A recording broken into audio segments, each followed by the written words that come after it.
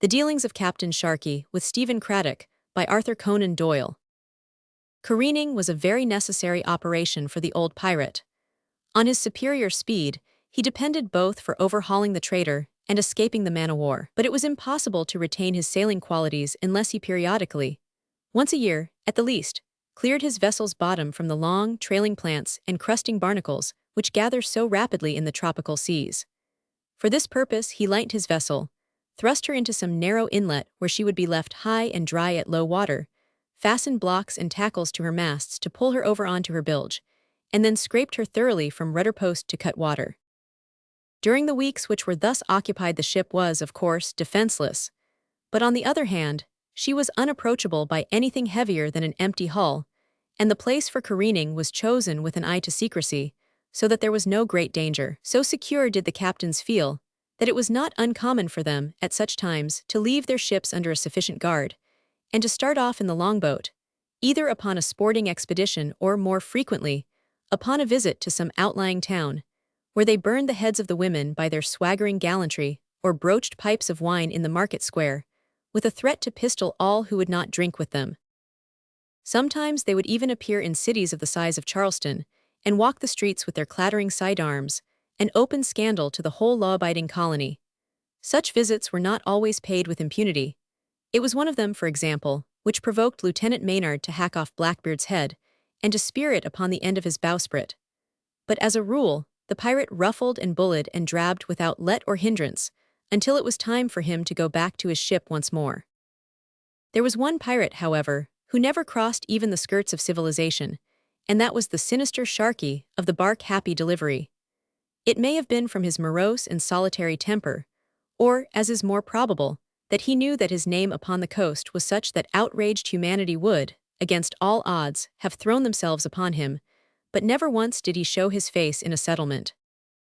When his ship was laid up, he would leave her under the charge of Ned Galloway, her New England quartermaster, and would take long voyages in his boat, sometimes, it was said, for the purpose of burying his share of the plunder, and sometimes to shoot the wild oxen of Hispaniola, which, when dressed and barbecued, provided provisions for his next voyage.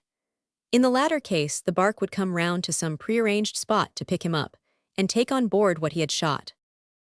There had always been a hope in the islands that Sharkey might be taken on one of these occasions, and at last, there came news to Kingston, which seemed to justify an attempt upon him. It was brought by an elderly logwood cutter who had fallen into the pirates' hands, and in some freak of drunken benevolence, had been allowed to get away with nothing worse than a slit nose and a drubbing.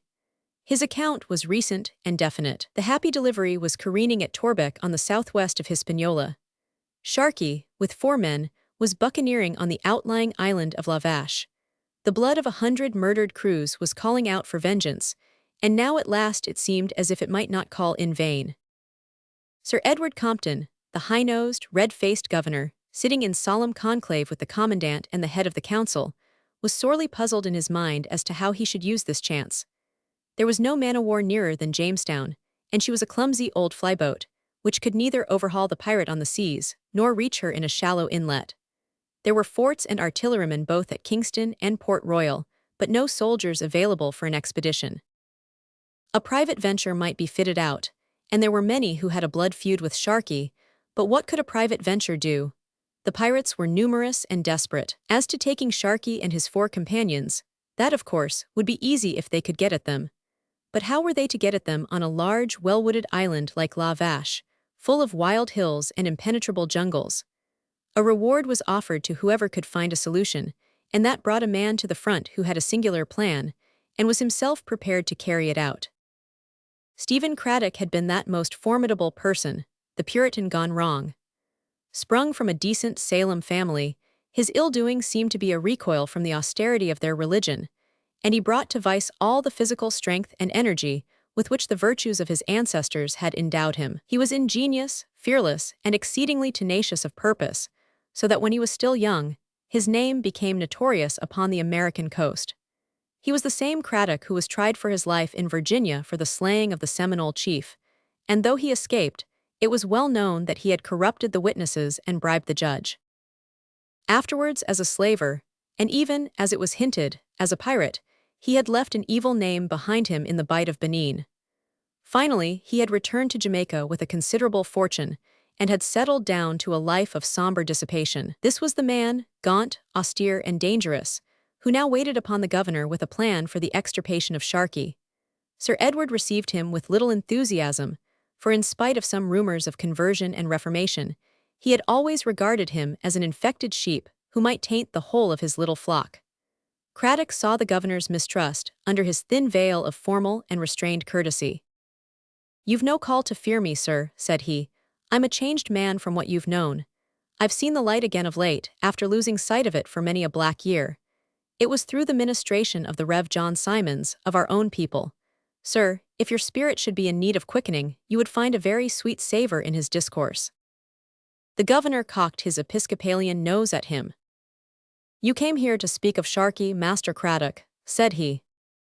"The man Sharkey is a vessel of wrath," said Craddock.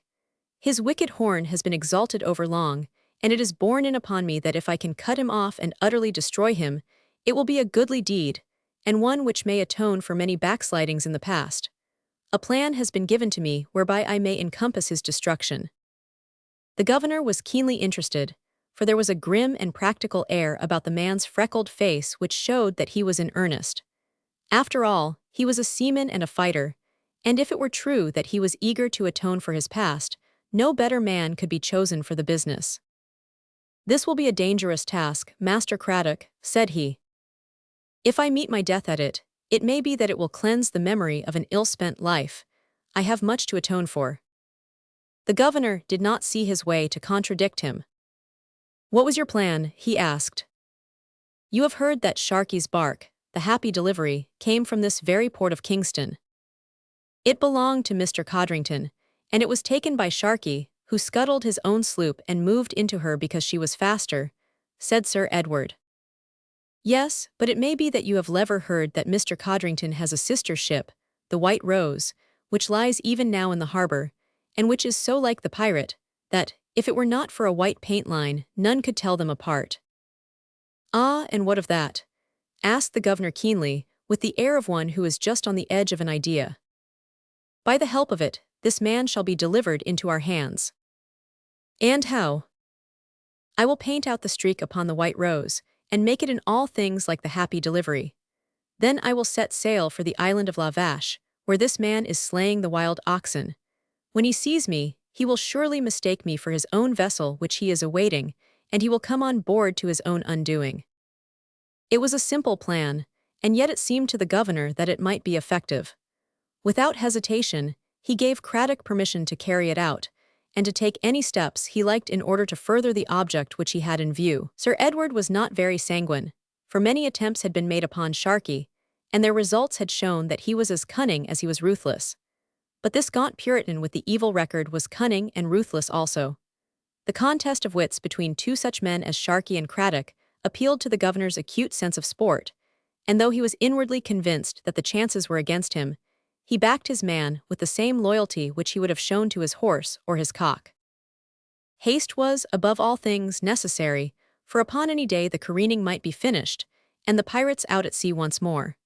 But there was not very much to do, and there were many willing hands to do it, so the second day saw the White Rose beating out for the open sea. There were many seamen in the port who knew the lines and rig of the pirate bark, and not one of them could see the slightest difference in this counterfeit. Her white side line had been painted out, her masts and yards were smoked, to give them the dingy appearance of the weather-beaten rover, and a large diamond-shaped patch was let into her foretopsail.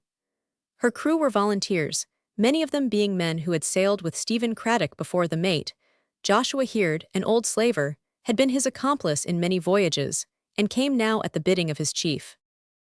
The avenging bark sped across the Caribbean Sea, and at the sight of that patched topsail, the little craft which they met flew left and right like frightened trout in a pool.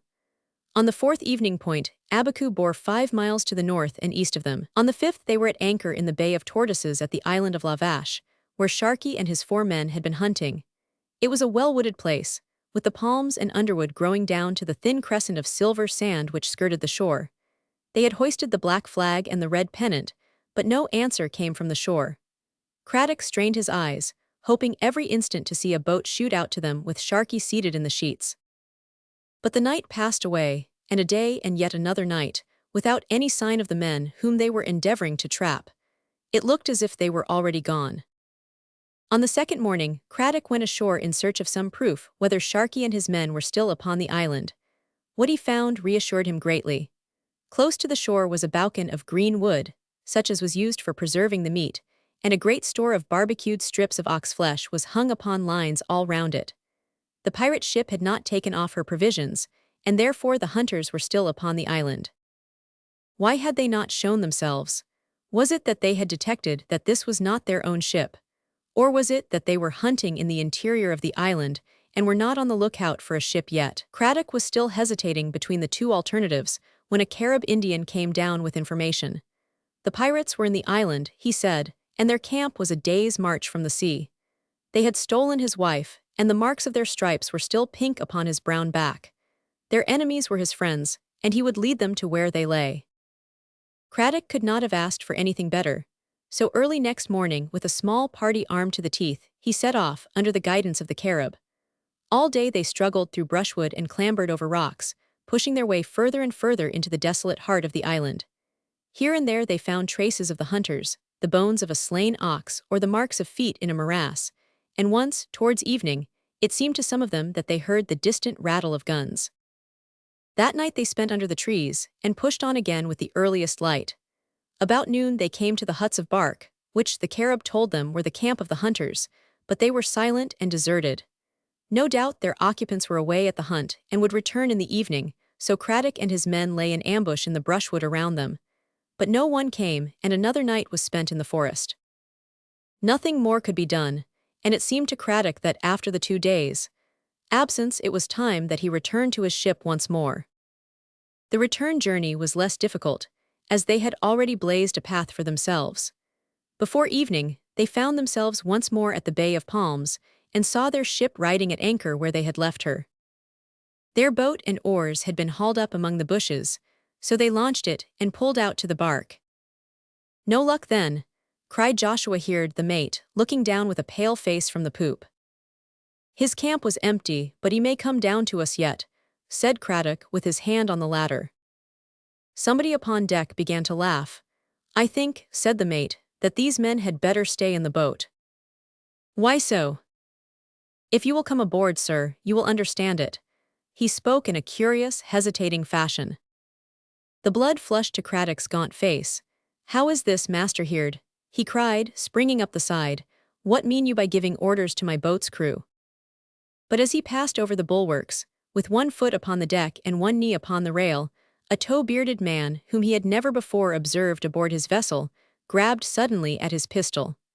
Craddock clutched at the fellow's wrist, but at the same instant his mate snatched the cutlass from his side. "What roguery is this?" shouted Craddock, looking furiously around him. But the crew stood in knots about the deck, laughing and whispering amongst themselves, without showing any desire to go to his assistance. Even in that hurried glance Craddock noticed that they were dressed in the most singular manner, with long riding coats, full-skirted velvet gowns, and colored ribbons at their knees, more like men of fashion than seamen. As he looked at their grotesque figures, he struck his brow with his clenched fist to be sure that he was awake. The deck seemed to be much dirtier than when he had left it, and there were strange, sun-blackened faces turned upon him from every side. Not one of them did he know save only Joshua Heard. Had the ship been captured in his absence? Were these Sharkey's men who were around him? At the thought he broke furiously away and tried to climb over to his boat, but a dozen hands were on him in an instant, and he was pushed aft through the open door of his own cabin. And it was all different to the cabin which he had left. The floor was different, the ceiling was different, the furniture was different. His had been plain and austere. This was sumptuous and yet dirty, hung with rare velvet curtains splashed with wine stains, and paneled with costly woods which were pocked with pistol marks. On the table was a great chart of the Caribbean Sea, and beside it, with compasses in his hand, sat a clean-shaven, pale-faced man with a fur cap and a claret-colored coat of damask. Craddock turned white under his freckles as he looked upon the long, thin high-nostriled nose, and the red-rimmed eyes which were turned upon him with the fixed, humorous gaze of the master player who has left his opponent without a move. "Sharkey!" cried Craddock. Sharkey's thin lips opened, and he broke into his high, sniggering laugh. "You fool!" he cried, and leaning over, he stabbed Craddock's shoulder again and again with his compasses. "You poor, dull-witted fool, would you match yourself against me?" It was not the pain of the wounds, but it was the contempt in Sharkey's voice which turned Craddock into a savage madman. He flew at the pirate, roaring with rage, striking, kicking, writhing, foaming. It took 6 men to drag him down onto the floor amidst the splintered remains of the table, and not one of the 6 who did not bear the prisoner's mark upon him. But Sharkey still surveyed him with the same contemptuous eye. From outside, there came the crash of breaking wood and the clamor of startled voices. "What is that?" asked Sharkey. "They have stove the boat with cold shot, and the men are in the water." "Let them stay there," said the pirate. "Now, Craddock, you know where you are. You are aboard my ship, the Happy Delivery, and you lie at my mercy. I knew you for a stout seaman, you rogue, before you took to this longshore canting. Your hands then were no cleaner than my own. Will you sign articles, as your mate has done, and join us, or shall I heave you over to follow your ship's company?" "Where is my ship?" asked Craddock. "Scuttled in the bay." "And the hands?" "In the bay, too." "Then I'm for the bay also." "Hawk him and heave him over," said Sharkey. Many rough hands had dragged Craddock out upon deck, and Galloway, the quartermaster, had already drawn his hanger to cripple him, when Sharkey came hurrying from his cabin with an eager face. "We can do better with the hound," he cried. "Sink me if it is not a rare plan. Throw him into the sail-room with the irons on, and do you come here, quartermaster, that I may tell you what I have in my mind." So Craddock, bruised and wounded in soul and body, was thrown into the dark sail-room, so fettered that he could not stir hand or foot, but his northern blood was running strong in his veins, and his grim spirit aspired only to make such an ending as might go some way towards atoning for the evil of his life. All night he lay in the curve of the bilge, listening to the rush of the water and the straining of the timbers, which told him that the ship was at sea and driving fast. In the early morning, someone came crawling to him in the darkness over the heap of sails. "Here's rum and biscuits," said the voice of his late mate.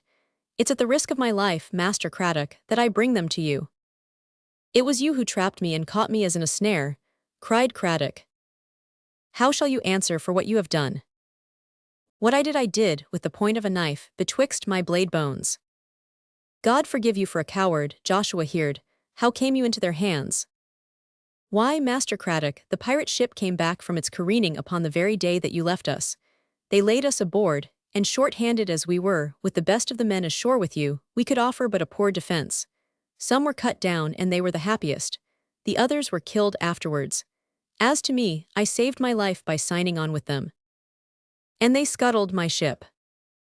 "They scuttled her, and then Sharkey and his men, who had been watching us from the brushwood, came off to the ship. His mainyard had been cracked and fished last voyage, so he had suspicions of us, seeing that ours was whole. Then he thought of laying the same trap for you which you had set for him." Craddock groaned. "How came I not to see that fished mainyard?" he muttered. "But whither are we bound?" "We are running north and west." "North and west, then we are heading back towards Jamaica." "With an 8-knot wind." "Have you heard what they mean to do with me?" "I have not heard, if you would but sign the articles." "Enough, Joshua Heard. I have risked my soul too often." "As you wish, I have done what I could. Farewell." All that night and the next day the Happy Delivery ran before the easterly trades, and Stephen Craddock lay in the dark of the sail-room working patiently at his wrist irons. One he had slipped off at the cost of a row of broken and bleeding knuckles, but do what he would, he could not free the other, and his ankles were securely fastened. From hour to hour he heard the swish of the water, and knew that the bark must be driving with all set in front of the trade wind. In that case they must be nearly back again to Jamaica by now. What plan could Sharkey have in his head, and what use did he hope to make of him? Craddock set his teeth, and vowed that if he had once been a villain from choice he would, at least, never be one by compulsion. On the second morning Craddock became aware that sail had been reduced in the vessel, and that she was tacking slowly, with a light breeze on her beam. The varying slope of the sail-room and the sounds from the deck told his practiced senses exactly what she was doing. The short reaches showed him that she was maneuvering near shore and making for some definite point. If so, she must have reached Jamaica. But what could she be doing there? And then suddenly there was a burst of hearty cheering from the deck, and then the crash of a gun above his head, and then the answering booming of guns from far over the water. Craddock sat up and strained his ears. Was the ship in action? Only the one gun had been fired, and though many had answered, there were none of the crashings which told of a shot coming home. Then if it was not an action, it must be a salute. But who would salute Sharkey the pirate? It could only be another pirate ship which would do so. So Craddock lay back again with a groan, and continued to work at the manacle which still held his right wrist. But suddenly there came the shuffling of steps outside, and he had hardly time to wrap the loose links round his free hand, when the door was unbolted and two pirates came in. "Got your hammer, carpenter?" asked one, whom Craddock recognized as the big quartermaster. "Knock off his leg shackles then. Better leave the bracelets, he's safer with them on." With hammer and chisel, the carpenter loosened the irons. "What are you going to do with me?" asked Craddock. "Come on deck and you'll see." The sailor seized him by the arm and dragged him roughly to the foot of the companion. Above him was a square of blue sky cut across by the mizzen gaff, with the colors flying at the peak. But it was the sight of those colors which struck the breath from Stephen Craddock's lips. For there were two of them, and the British ensign was flying above the Jolly Roger, the honest flag above that of the rogue. For an instant Craddock stopped in amazement, but a brutal push from the pirates behind drove him up the companion ladder. As he stepped out upon deck, his eyes turned up to the main, and there again were the British colors flying above the red pennant, and all the shrouds and rigging were garlanded with streamers. Had the ship been taken then? But that was impossible, for there were the pirates clustering in swarms along the port bulwarks, and waving their hats joyously in the air. Most prominent of all was the renegade mate, standing on the forecastle head, and gesticulating wildly. Craddock looked over the side to see what they were cheering at, and then in a flash he saw how critical was the moment. On the port bow, and about a mile off, lay the white houses and forts of Port Royal, with flags breaking out everywhere over their roofs. Right ahead was the opening of the palisades leading to the town of Kingston. Not more than a quarter of a mile off was a small sloop working out against the very slight wind. The British ensign was at her peak, and her rigging was all decorated. On her deck could be seen a dense crowd of people cheering and waving their hats, and the gleam of scarlet told that there were officers of the garrison among them. In an instant, with the quick perception of a man of action, Craddock saw through it all.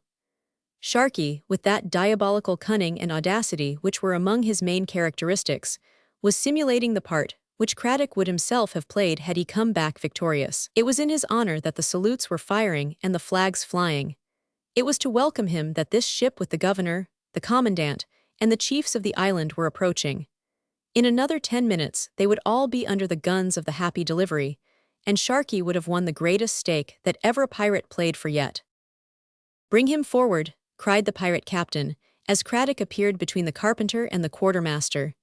"Keep the ports closed, but clear away the port guns, and stand by for a broadside. Another 2 cable lengths and we have them."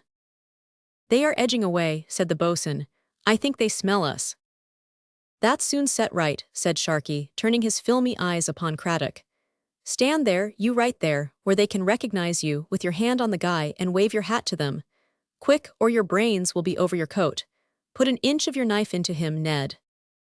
Now will you wave your hat? Try him again then. Hey, shoot him, stop him." But it was too late. Relying upon the manacles, the quartermaster had taken his hands for a moment off Craddock's arm. In that instant he had flung off the carpenter, and amid a spatter of pistol bullets, had sprung the bulwarks and was swimming for his life. He had been hit and hit again, but it takes many pistols to kill a resolute and powerful man who has his mind set upon doing something before he dies. He was a strong swimmer, and in spite of the red trail which he left in the water behind him, he was rapidly increasing his distance from the pirate. "Give me a musket," cried Sharkey, with a savage oath. He was a famous shot, and his iron nerves never failed him in an emergency. The dark head appearing on the crest of a roller, and then swooping down on the other side, was already halfway to the sloop. Sharkey dwelt long upon his aim before he fired. With the crack of the gun, the swimmer reared himself up in the water, waved his hands in a gesture of warning, and roared out in a voice which rang over the bay. Then, as the sloop swung round her headsails, and the pirate fired an impotent broadside, Stephen Craddock, smiling grimly in his death agony, sank slowly down to that golden couch which glimmered far beneath him. Chapter 3.